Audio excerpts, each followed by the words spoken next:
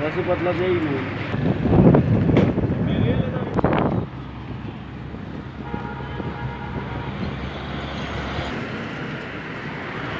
अस्सलाम वालेकुम नाज़रीन, उम्मीद है कि आप बिल्कुल ठीक होंगे, खैरियत के साथ होंगे। और इस उम्मीद के साथ जो आज का हमारा टॉपिक है वो कुछ इस तरह से है कि इस वीडियो में हम आपको सिखाएंगे कि किस तरह आप जो है वो टूल्स का इस्तेमाल कर सकते हैं और कौन सा टूल्स किस बाइक के लिए किस काम के लिए यूज़ होता है। तो आज हम आपको सिखाएंगे इस वीडियो में कि ट्यूनिंग के लिए जो टूल्स यूज़ होते हैं वो कौन कौन से होते हैं और किस तरह उन टूल्स की मदद से आप काम कर सकते हैं। ये एक 125 बाइक है और इसकी ट्यूनिंग में जो भी टूल्स यूज़ होते हैं वो हम आपको दिखाएंगे ही। इसके अलावा जो 70 बाइक में जो टूल्स यूज़ होते हैं वो भी आपको दिखाएंगे। ये वो 70 बाइक जिसकी ट्यूनिंग के लिए जो आपको टूल्स चाहिए हो तो वो हम कौन से हैं वो आपको दिखाएंगे इस वीडियो में। क्योंकि काफ़ी सारे जो व्यूवर्स हैं उन्होंने कमेंट किया कि यार टूल्स का नहीं पता हमें कौन से टूल्स ट्यूनिंग के लिए यूज़ किए जाते हैं, और वो ताकि ख़रीद के और ख़ुद ट्यूनिंग करना चाहते हैं उनको टूल्स का पता नहीं है। तो चलें फिर शुरू करते हैं। तो ट्यूनिंग में जो चीज़ें आपको चाहिए वो आप देख सकते हैं इस वीडियो के अंदर, मैं आपको शुरू में दिखा रहा हूँ। टोटल ये चीज़ें हैं और बारी बारी इनका इंट्रोडक्शन भी आपको कराएंगे और इनकी प्राइस भी आपको बता देंगे कि ये कितने में आपको मार्केट से मिल जाएगी। तो सबसे पहले जो चीज़ हमें चाहिए होगी वो है ये 10 mm की स्पैनर, ये चाबी, ठीक है। ये अच्छे वाली आपने ख़रीदनी है क्योंकि इससे आप बहुत ज़्यादा काम करेंगे तो ये स्लिप ना हो जाए। ये 10 mm की चाबी है। तो ये किस मकसद के लिए इस्तेमाल होती है ये भी हम उस्ताद से पूछते हैं। उसके अलावा ये भी 10 mm की चाबी है और इसका फंक्शन ये है कि ये रैचर है, इसको आपको बाहर निकालनी नहीं पड़ेगी और ये इस तरह घुमाते जाएंगे आप, और कोई भी आपको नट बोल्ट जो भी आप लूज़ करना चाहेंगे उसको लूज़ भी होगा और टाइट भी होगा, इसका ये फंक्शन है।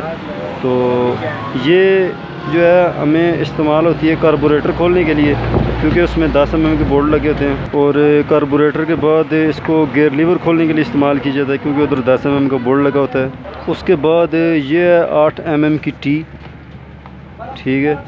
तो इसके साथ आप जो है वो मैग्नेट टापा खोल सकते हैं और साथ ही जो हमारा फ़िल्टर लोटा होगा, जब जो फ़िल्टर निकालते हैं वो भी इसकी मदद से आप इसको बाहर निकाल सकते हैं।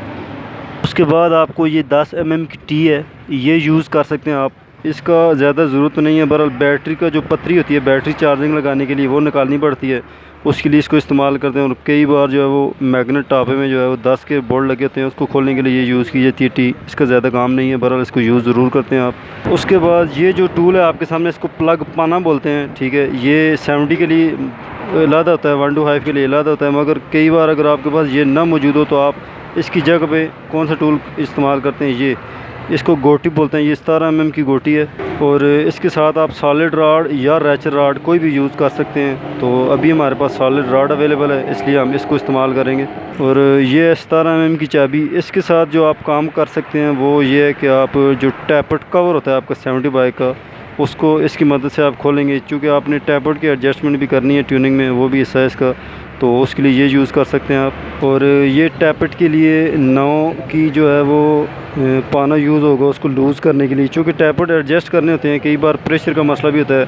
वैसे भी ट्यूनिंग में टैपेट तो एडजस्ट करने ही पड़ते हैं, तो उसके लिए ये 9 का पाना यूज़ होगा, ठीक है। इसको आपने इस्तेमाल में लाना है। टैपेट एडजस्टमेंट का अगर नहीं पता आपको तो उसकी वीडियो हमारे जो इस चैनल पर पड़ी है। वैसे भी मैं इसको इस लिंक जो है इस वीडियो में जो है वो सब्सक्राइब उसमें पेस्ट भी कर दूंगा आपका जो कमेंट बॉक्स है उसमें, या फिर उसके बाद ये है हमारे पास टैपर्ड की है ये वाली, तो इसकी मदद से आप जो है वो टैपर्ड एडजस्ट करेंगे। और साथ ही हमारे पास ये फिलर गेज है, ठीक है। इसमें मुख्तलिफ़ किस्म की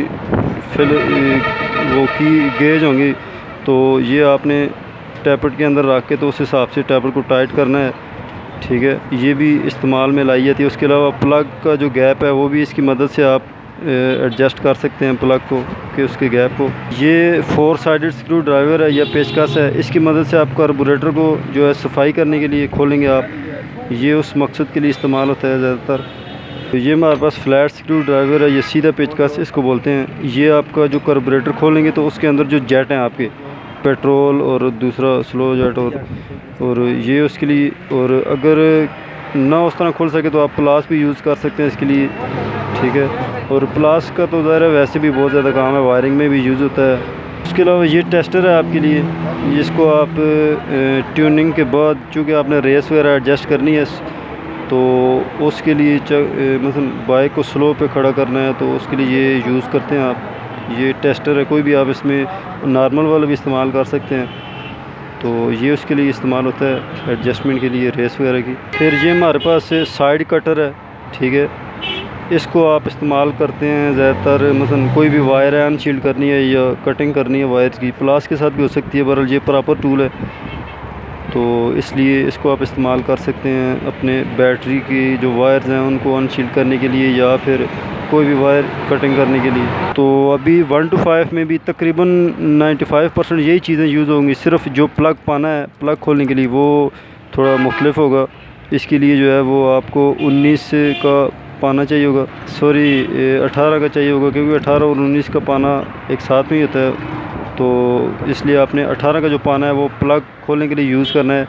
या अगर आपके पास प्लग पाना ना हो तो फिर आपने ये आपके पास पाना है ये लगा हुआ है, चूँकि इसकी एक साइड 18 एक साइड 19 होगी तो इसको आपने प्लग खोलने के लिए यूज़ करना है। बाकी ट्यूनिंग में कोई भी फ़र्क नहीं है इतना ज़्यादा, और इसके अलावा कोई टूल यूज़ भी नहीं होता ट्यूनिंग के अंदर।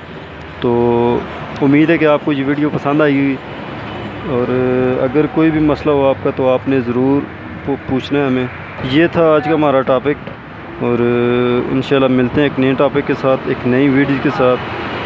तब तक के लिए हमें इजाज़त दीजिए। अल्लाह हाफ़िज़।